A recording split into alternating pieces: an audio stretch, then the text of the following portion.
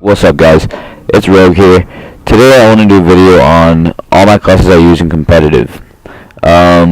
Classes, some people say that it's all about personal preferences, and some people say that everyone should be using the same thing, that there's some classes that are really broken. It can go either way, in my opinion. There's some things that you should have on your classes that are personal, and there's some that everyone should kind of use just because it's really overpowered and you don't really want to be at a disadvantage. So my first class, this is like my all-around hardpoint class for me. I used a Bal. I'm a Bal player, the only Bal player on my team. I can run ASM1 as well, but I just prefer Bal. It just depends really on how you feel too. I mean, if your aim is good with one gun, just use that gun.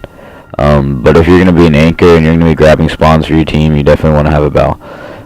So the Bal, I use stock on it, first of all. Stock is extremely effective. Ever since Black Ops 2 on the M8A1, I mean, it was just amazing. I mean, it made you move as fast as a sub would, so you definitely want to use stock, because in this game you're going to be going against a bunch of subs. The ASM1. Foregrip just knocks out any recoil. I mean, you just need foregrip. It makes it accurate. Your shot's going to be solid. Just use foregrip. Quick draw. This is a necessity to all your classes on all your guns. Just because you need to be able to snap onto your enemy and take them out as fast as you can. This game is really fast paced, so I think quick draw just helps me with just getting as many kills and just being fast. It's just all about maneuverability in this game. Just being fast, moving around the map, all that stuff. But quick draw really does help you just keep that fast-paced gameplay, and it's just good. I mean, it's just amazing. These perks are pretty much all the same through all my classes. I think there might be a little bit different ones in Search and Destroy, but I'm not sure. Lightweight, first perk. Lightweight is just, gosh, amazing. I mean, this game's all about moving around. Like I said earlier, you want to be able to move fast as you can. Either it's rotation to the next hill, pulling flags, whatever you got to do. Lightweight's your go-to perk. Fast hands, you definitely need fast hands. I mean, especially if you're running double stuns like I am down here, you want to be able to pop 2 stuns into a hard point, help your team get the easy break, and just save you some points on hard point.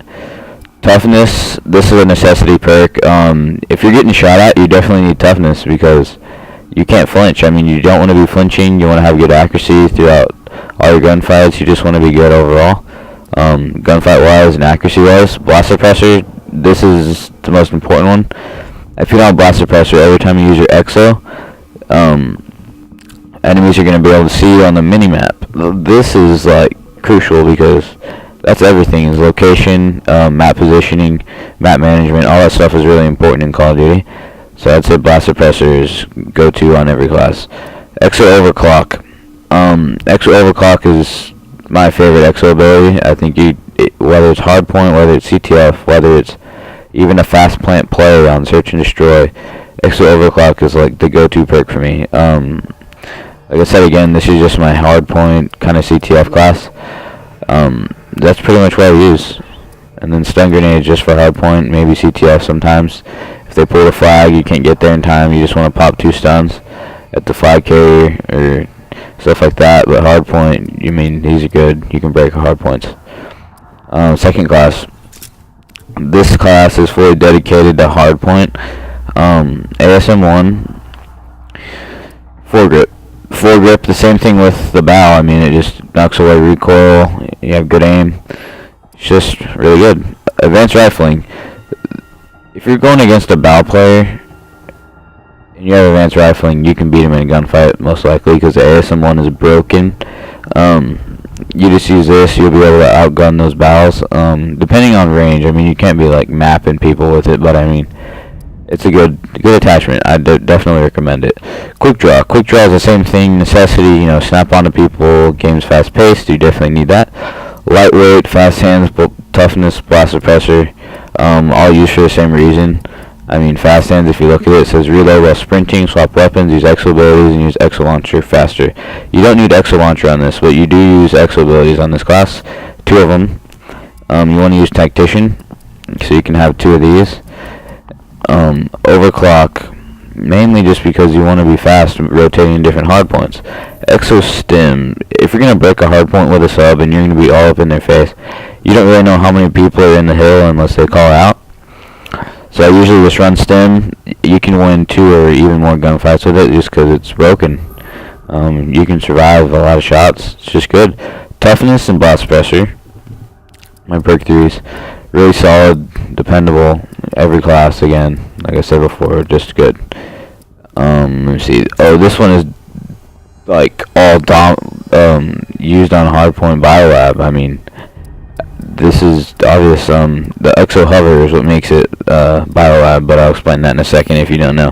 Foregrip, knocks out recoil again, advanced rifling, just all the same attachments. Lightweight, same reason. I mean, you just need to move around, be fast on rotation. Fast hands, you have Tactician, double Exo ability, so you really want to use fast hands.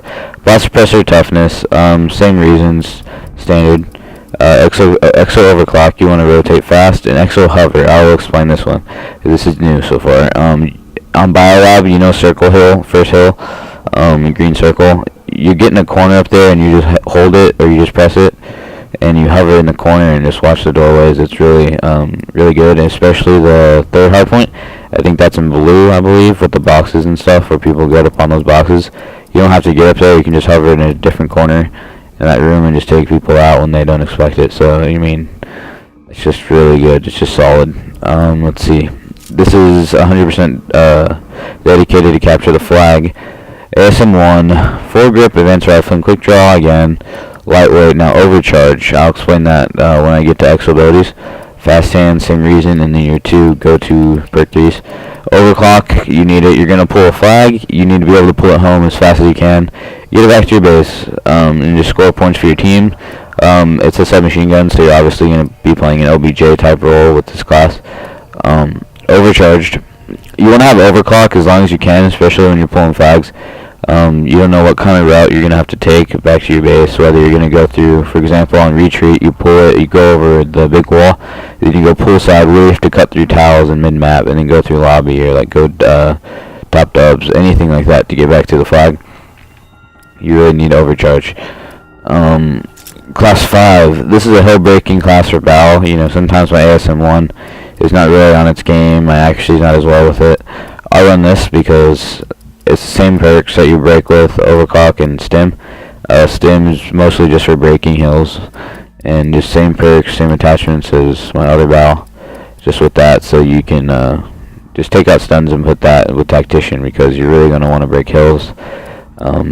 But you only use this Exo Stim class if your ASM1 is not working for you at the moment, because just whatever reason.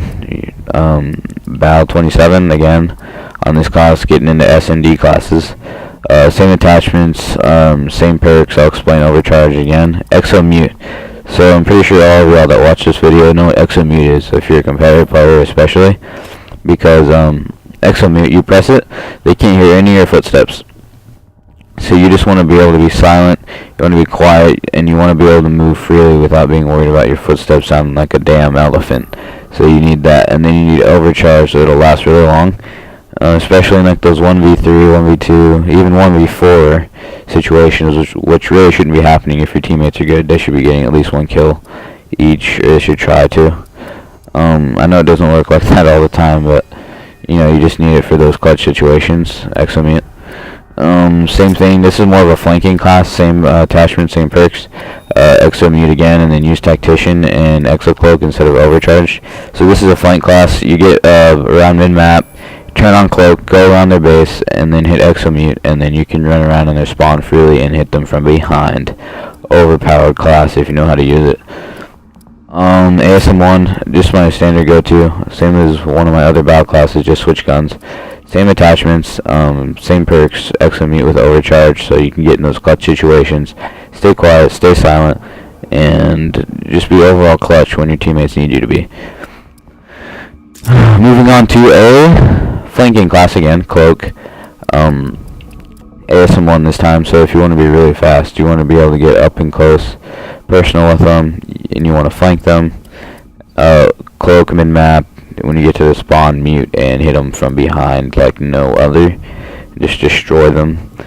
This class, this is just there because if my iron sights are weak at the moment and ASM 1's not working for me, you always have a backup red dot sight.